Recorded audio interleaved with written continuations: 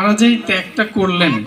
নবাবগঞ্জে ঐতিহাসিক চড়ারহাট গণহত্যা দিবস পালিত হয়েছে। 1971 সালের 10ই অক্টোবর পাকিস্তানি সেনাবাহিনী দিনাজপুরের নবাবগঞ্জ উপজেলার পুটিমারা ইউনিয়নের চড়ারহাট এলাকায় আন্দোলগ্রাম সরাইপাড়া গ্রামে 157 জন নিরীহ গ্রামবাসীকে হত্যা করে, যা চড়ারহাট গণহত্যা নামে পরিচিত। প্রতি বছরের মতো দিনটিকে স্মরণে যথাযোগ্য মর্যাদায় বিভিন্ন কর্মসূচির মধ্য দিয়ে চড়ারহাট গণহত্যা দিবস পালিত হয়েছে।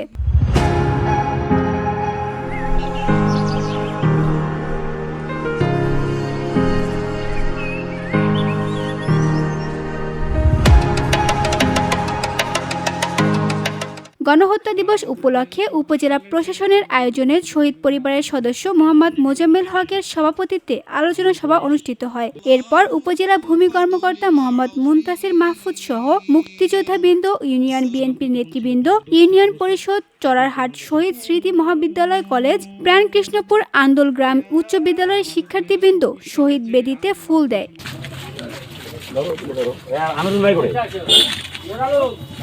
এ বিষয়ে বীর মুক্তিযোদ্ধা মোহাম্মদ দরিবুল ইসলাম জানান, স্বাধীনতার 40 বছর পর 1911 সালে এই শহীদদের স্মরণে স্মৃতিস্তম্ভ নির্মাণ করা হয়। এরপর থেকে নিয়মিতভাবে যথাযোগ্য মর্যাদায় চড়ারহাট গণহত্যা দিবস পালিত হয়ে আসছে। তাদের সদস্যের বিরুদ্ধে ভিওডি বাংলা নিউজ ডেস্ক। লজ্জাজনক ব্যাপার আবার নয়।